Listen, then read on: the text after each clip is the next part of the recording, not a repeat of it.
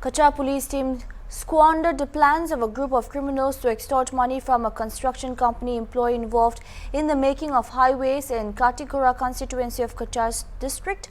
On receipt of this information, Kachra police jumped into action and registered a case under Katikura police station. They were quick to arrest two accomplices of the prime accused from Kalayan area. Numal Mahata SP Kachra, while talking with media, expressed his gratitude towards the East Jaintia Hills police team who has extended all possible help in finding these culprits.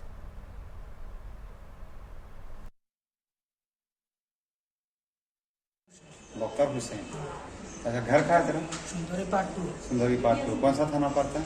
कसुदरा। अभी कहाँ में रहता है? अभी मेघालय में काम करता है। क्या काम करता है? मिट्टी का काम।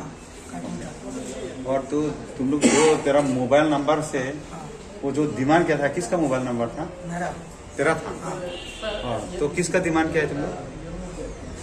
कौन कंपनी का? क्या? जंदू का। हाँ, जंदू का। जंदू कंपनी का डिमांड। जंदू। कितना रुपया डिमांड किया? 10 करोड़। 10 करोड़ रुपया था। और किसके साथ था तुम? कौन कौन मिलकर डिमांड किया था? मैं और दिलबार दोनों मिलकर डिमांड किया था। और पैसा तुम लोग कितना रुपया डिमांड किया? 10 करोड़। 10 करोड़। और अभी दिलवार कहाँ है? मेघालय में। कहाँ में? ये छिप रहा है क्या? नहीं, डब्ल्यू में। ठीक है।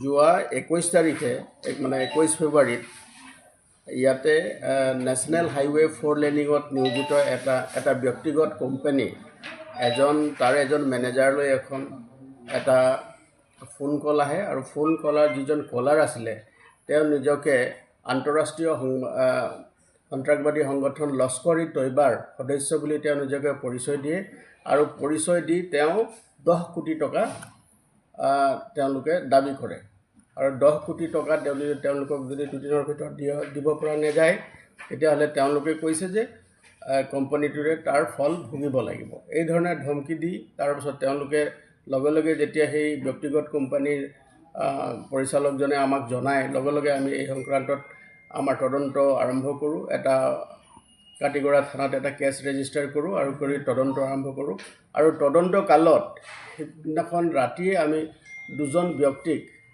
আমি এৰেষ্ট কৰোঁ। দুজন ব্যক্তি আমি কালাইন অঞ্চলৰ পৰা আমি এৰেষ্ট কৰিছোঁ। তাৰে এজনৰ নাম হ'ল মোহাম্মদ আলিকুদ্দিন 25 বছৰ আৰু দ্বিতীয়জনৰ নাম হ'ল আজিৰুদ্দিন এলিয়াছ আমিৰুদ্দিন son of আব্দুল গফৰ।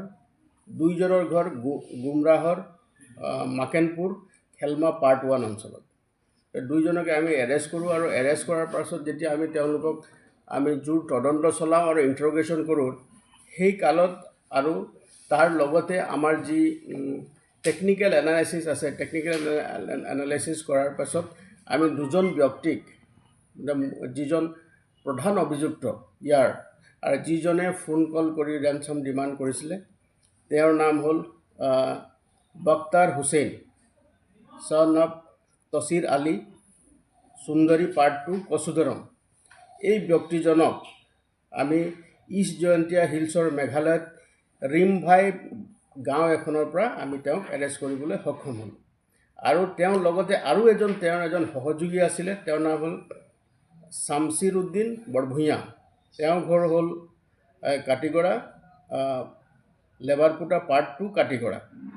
তেওঁৰ লগতে আমি তেওঁক এৰেষ্ট কৰিছোঁ আৰু এই সংক্ৰান্তে আমাক ইষ্ট জয়ন্তীয়া হিলছৰ মেঘালয় আৰক্ষীয়ে আমাক বহুত সহায় কৰিলে আৰু দুইজন ব্যক্তিক আমি এৰেষ্ট কৰিলোঁ আৰু মূল অভিযুক্ত যিজন বক্তিয়াৰ হুছেইন তেওঁক এৰেষ্ট কৰাৰ ৰেনচম কল আহিছিলে যে তেওঁ ধন দাবী কৰিছিলে সেই ধন দাবী কৰা মোবাইল আৰু সিম কাৰ্ডো আমি উদ্ধাৰ কৰিবলৈ সক্ষম হৈছোঁ আৰু বৰ্তমানলৈকে এই যিটো ঘটনা এই ঘটনাতে এৰেষ্ট কৰিছোঁ আৰু 4জন ব্যক্তিক আমি মাননীয় আদালতলৈ আমি প্ৰেৰণ কৰিছোঁ আৰু তাৰ লগতে ইয়াৰ লগত সম্পৰ্ক থকা এজন ব্যক্তি ৰাজ্যৰ বাহিৰত আছে তেওঁলোককে আমি শীঘ্ৰে কৰায়ত্ব কৰিব পাৰিম বুলি আমি আশা কৰিছোঁ আৰু আমি সোনকালে এই সংক্ৰান্তে এই যিটো মোকৰ্দমা আমি ৰুজু কৰিছোঁ মোকৰ্দমাৰ যি আমি চূড়ান্ত প্ৰতি পাই তাৰ কাৰণে আমি On the night of February 21, a telephonic call to one of the employees of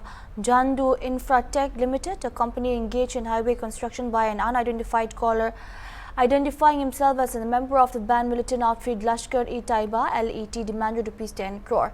They are identified as Muhammad Ali Kudin, age 25 years, and Ajiruddin, both residents of Gumra area. Upon technical analysis and rigorous interrogation, spilled the beans.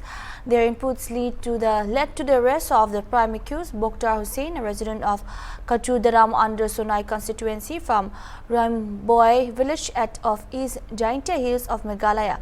Kachar police also arrested one more of his accomplice, Samsiruddin Borbuya, a resident of Katikura from the same village in Meghalaya.